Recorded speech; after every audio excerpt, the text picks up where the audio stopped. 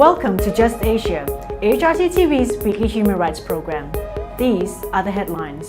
Ganga Maya finally receives some justice in Nepal. Pakistani peace activist resurfaces after 7-month disappearance. Jakarta police shoot dead 11 suspects ahead of August's Asian Games. Philippines has highest number of environmental defender deaths in Asia. Indian state of Madhya Pradesh claims 72,000 dead babies. Urgent appeals from Indonesia.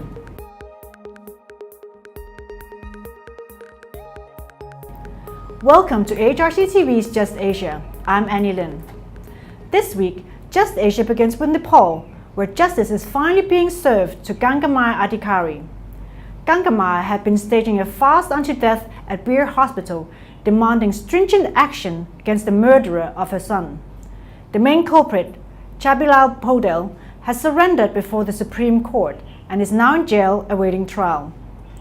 Ganga Maya's son, Krishna Prasad Adhikari, was murdered in June 2004 by Maoists in Chitwan district. Since then, Krishna's family have been seeking justice to no avail. His father, Nanda Prasad Adhikari, died on his 333rd day of hunger strike in September 2014. His body is still lying at the morgue of Tribhuvan University Teaching Hospital, Kathmandu. The government had signed a 5-point agreement with Ganga Maya on 22 September 2013 to persuade her to end her hunger strike following her husband's death. The government has followed some of those points and has given 10 million Nepalese rupees in cash relief to Ganga Maya.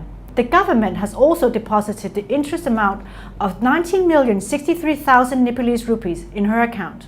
Another culprit in Krishna's murder is in the United Kingdom, and there's a huge pressure for the government to bring him back to Nepal. To facilitate the process, the United Kingdom government has asked for some information to be verified. The Nepal government has also agreed to foot the Adhikari's hospital bill, bear other costs, including food and housing for a lifetime. It also agreed to provide security to Nur Prasad Adhikari, Ganga Maya's older son.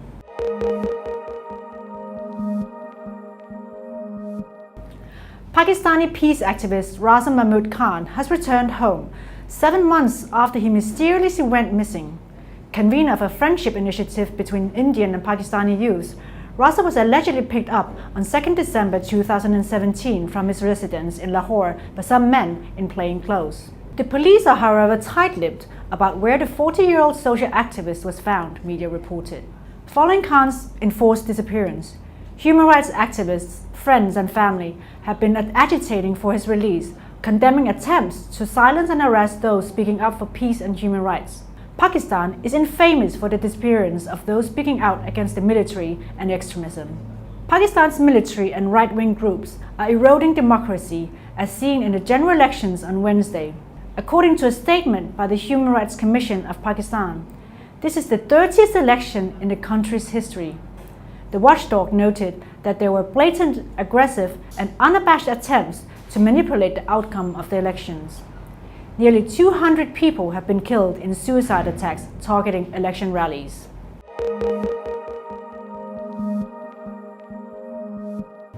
Moving to Indonesia, Jakarta police have shot 52 persons, killing 11, in a recent sweeping operation prior to next month's Asian Games.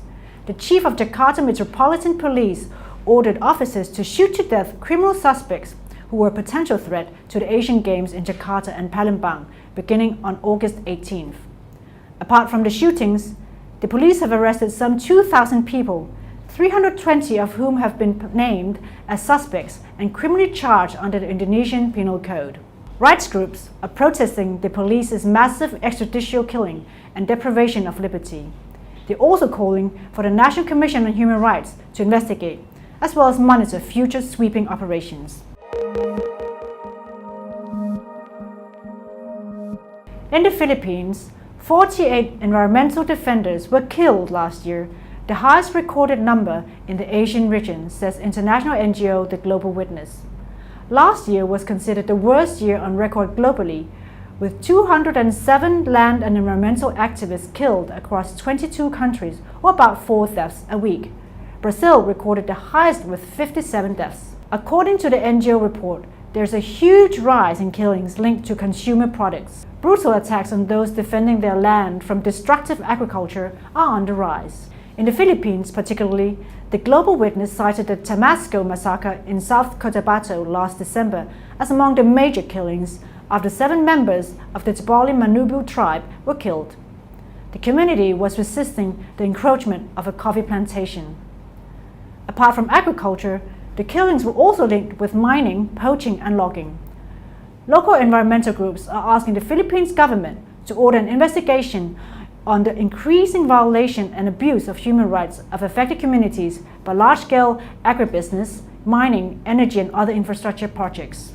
They also call for the full enforcement of government policies and regulations that promote the rights to a safe and sound environment and protect the rights of marginalized communities.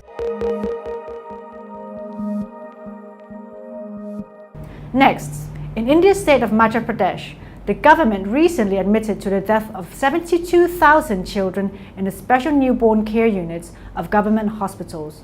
These deaths took place between 2009 and 2017. Furthermore, as of March 2017, the state had only 4,367 doctors as against the sanctioned strength of total 8,156 government doctors. In other words, 47% of the posts of the government doctors are vacant. This number increases to 66% when examining the level of specialists available, like surgeons, pediatricians, obstetricians, and so on.